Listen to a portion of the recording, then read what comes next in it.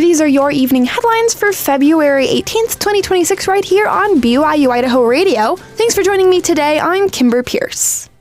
Community members and BYU-Idaho students are invited to see some bald eagles this weekend. Jack Esplin has the story. The Rexburg community and BYU-Idaho students are invited to the Come to Roost event this weekend at the Camas Wildlife Refuge. It's an opportunity for people to go and learn about different species of birds, such as bald eagles, as well as other wildlife. Michaela Hilobuk is the president of the Fisheries, Range, and Wildlife Society at BYU-Idaho, and she says you'll be impressed by the main attraction. And this one, you're actually going to go see the bald eagles come in for roost for the year. And so first of all, they're just really cool birds.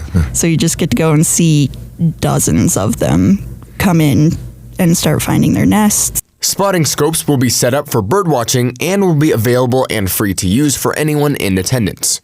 Members of the Wildlife Society will help run the event as volunteers, but the event isn't only for the wildlife volunteers. Anybody's welcome. I mean, the more students that go, the better. If you like watching birds, it's really cool. If you specifically like bald eagles, it's perfect. There have been sightings of several different types of eagles, including golden and bald eagles and their young. And so it's just really cool overall to be out there, even in this cold weather, and seeing all of the birds that just thrive in this environment during this time of year. So I think everybody should keep an eye out for the birds. They're really cool. Come to Roost will happen at the Camas Wildlife Refuge, which is located in Hamer, Idaho, a little more than an hour west-northwest of Rexburg. The event will begin this Saturday at 5 p.m., and hot cocoa will be served during the event, and there is a trail attendees can walk on to view wildlife in different areas. For BYU-Idaho Radio, I'm Jack Esplin. BYU's Richie Saunders suffered a season-ending injury on Saturday versus Colorado. The senior guard out of Riverton, Utah went down 45 seconds into the game on Saturday, holding his right knee. He was unable to walk under his own power until just before he reached the tunnel when he signaled a thumbs up to the crowd. It was determined later that night that Saunders suffered a season-ending torn ACL.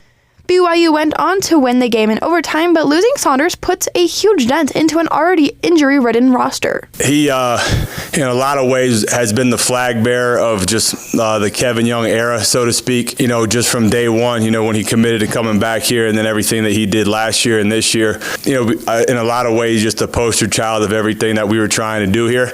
And so for that, I'll forever be grateful for Richie. Saunders is now the sixth player on the 17-person roster to suffer a season-ending injury, including senior Dawson Baker, who also suffered a season-ending ACL tear at the beginning of the season. With Saunders riding the bench for the rest of the season, BYU head coach Kevin Young said other players will need to step up and fill Saunders' role on the court, especially Rob Wright and AJ DeBonsta. Rob and AJ and everybody, quite frankly, is going to have a lot of things on their plate, and I know those guys are, those two in particular, are built for this type of thing. BYU is a deep team, meaning they have players who can come in and make big plays on any given night.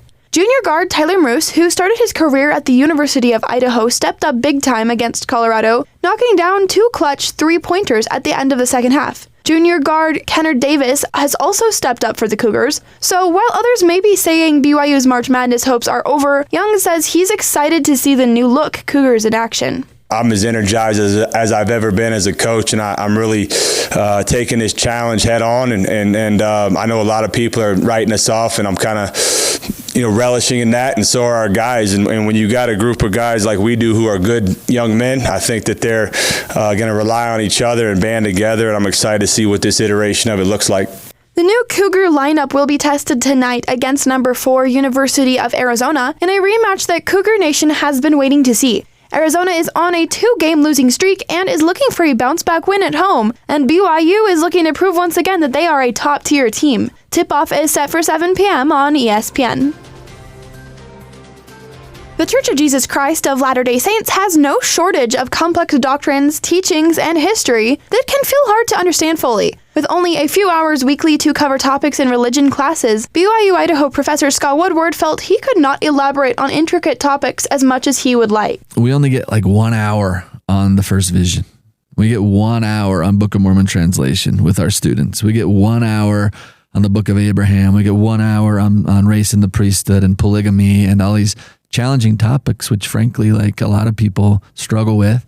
They're complex. Because of this, Scott Woodward and BYU professor Casey Griffiths began the Church History Matters podcast with the nonprofit organization called Scripture Central. What if we could just free flow? What if we could just go as long as we wanted on a particular topic? What if we did series where we had like a First Vision series and we could go 1 hour and then do another one, 2 hours, and then do another one.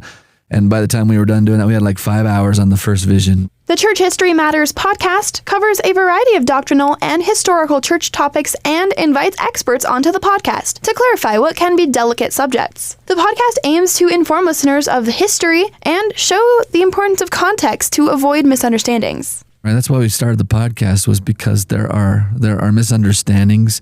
Anytime you get a complex topic, the chances for misunderstanding go way up. And so when there are misunderstandings there that cause people to stumble, like we find that absolutely unfortunate. The Church History Matters podcast started 2 years ago. Woodward and Griffiths plan to continue covering difficult topics that may cause people to struggle with their faith. If we can be helpful to people who need it, that's our goal. Honestly, let's help people navigate complex church history topics. And if people don't need the podcast, then that's great. But we hope that all those who do need it listen.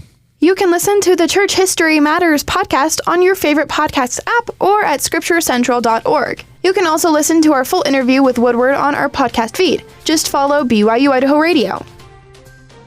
These have been your BYU-Idaho Radio evening headlines for February 18th, 2026. Thanks for tuning in. More news, interviews, and great content are available on our podcast feed. Search for BYU-Idaho Radio on your favorite podcast apps. We are on YouTube, Spotify, Apple Music, and more. For BYU-Idaho Radio, I'm Kimber Pierce.